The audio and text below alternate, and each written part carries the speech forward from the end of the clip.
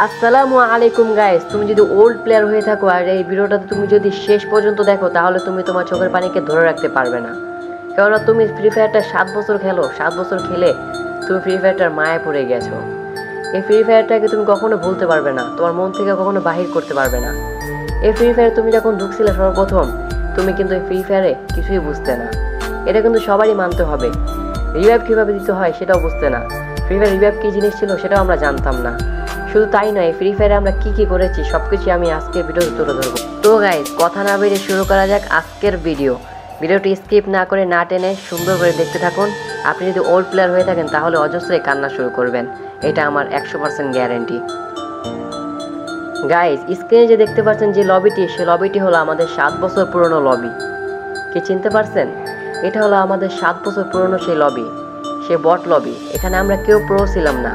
Pro বলতে কি, আমরা গান কাকে বলে, গানের কি নাম সেটাও বুঝতাম না। বান্ডেল কাকে বলে বা কোন রেসাপটা নিতে হবে, কোন রেসাপটা ভালো হবে, এগুলো বুঝতাম না। শুধু আমরা কি ম্যাচে ঢুকতাম, কিছু মানুষ ছিল ম্যাচে ঢুকতো, ঢোকার পর স্টার্ট দিত, খেলতো, বের হয়ে যেত। গাইস, এখানে নেট প্রবলেম করলেও কারো কোনো সমস্যা হতো না, কারণ সে বুঝতোই না যে নেট প্রবলেম কাকে বলে।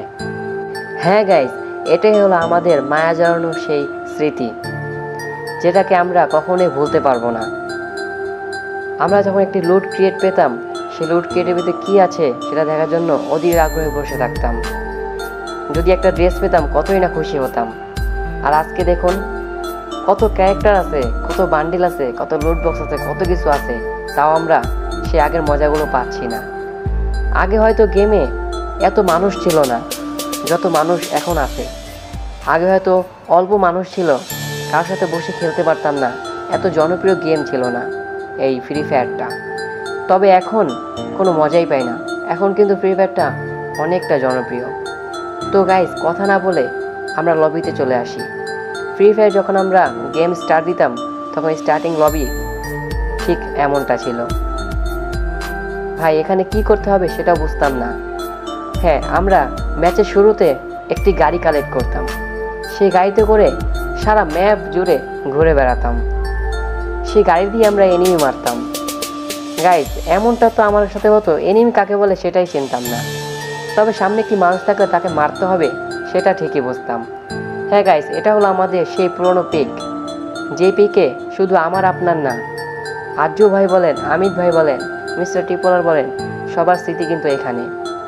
হ্যাঁ গাইস, সামনে থাকা এনিমি কিন্তু গাড়ির মধ্যে আছে, তবু আমি কি করতেছি, গাড়ি দিয়ে তাকে মারার চেষ্টা করতেছি। হ্যাঁ গাইস, শুধু আমি না, আপনারা সবাই এই কাজটিই করতেন। তবে কিভাবে তাকে মারতে হবে, গাড়িতে কীভাবে নামতে হবে সেটাও বুঝতাম না।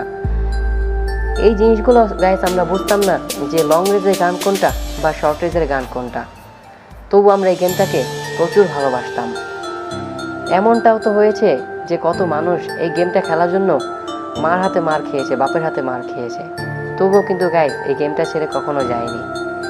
হ্যাঁ গাইস, শুধু আমার আপনার নয়, ফ্রি ফায়ার জগতের অনেক বড় বড় স্ট্রিমার, অনেক বড় বড় ইউটিউবার তাদের লাইভে এসে বলেছেন যে আমি এই গেমটা খেলার জন্য বাবার হাতে কত মার খেয়েছি, মার হাতে কত মার খেয়েছি, তবু আমি এই গেমটি কখনো ছাড়িনি। কিন্তু আমি যখন 7 বছর আগে এই গেমটি প্লেয়িং করতাম তখন আমার কতটাই ভালো লাগতো। হয়তো তখন আমি গেমটির কিছুই বুঝতাম না, কিন্তু গেমটি খেলতে খুবই ভালো লাগতো। শুধু তাদেরই নয়, আপনার এবং আমার সবারই কিন্তু এই গেমটি অনেক ভালো লাগতো। এই গেমের সাথে মায়া জড়ানো স্মৃতিগুলো এখনও কিন্তু আপনার আমার মনে পড়ে, কিন্তু নাই সেই আগের পিক, নাই সেই আগের ফ্যাক্টরি, নাই সেই আগের মায়া জড়ানো ভালোবাসার বন্ধুরা যারা একসাথে বসে ফ্রি ফায়ার খেলতাম।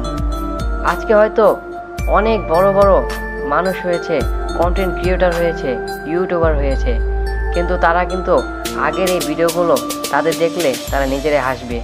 কেমন ছিল তারা, কিভাবে ফ্রি ফায়ার খেলতো, কীভাবে গানে হাতে নিয়ে দৌড়তো।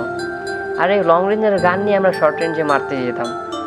লং রেঞ্জের গান যেমন একে ফার্মাস নিয়ে আমরা শর্ট রেঞ্জে মারতে যেতাম, দুইটা গান একই রকম নিতাম।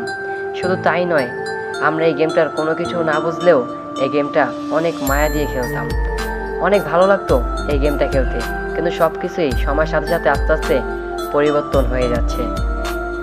ওল্ড প্লেয়ার যারা আছেন সবাই আমার কমেন্ট বক্সে একটা মিষ্টি কমেন্ট করে যান যে আপনি কেমন খেলতেন, তখন কি করতেন এবং কিভাবে আপনার জীবনযাত্রা শুরু করেছেন। আমিও কিন্তু একজন ওল্ড প্লেয়ার যে ফ্রি ফায়ারকে অনেক ভালোবাসি। আমি একজন ফ্রি ফায়ার প্রেমিক বলতেছি। এই ফ্রি ফায়ারটা আমার 7 বছর আগের স্মৃতিগুলো এখনও ভুলাতে পারবে না। আশা করি সবাই ভালো থাকবেন এবং আজকের ভিডিও এই পর্যন্তই। যদি এরকম ভিডিও আপনাদের কাছে ভালো লেগে থাকে তাহলে আমার চ্যানেলটি সাবস্ক্রাইব করে রাখবেন। আর পরবর্তীতে আমি কোন কন্টেন্ট নিয়ে আপনাদের সামনে আসব দয়া করে জানাবেন। ধন্যবাদ। আসসালামু আলাইকুম।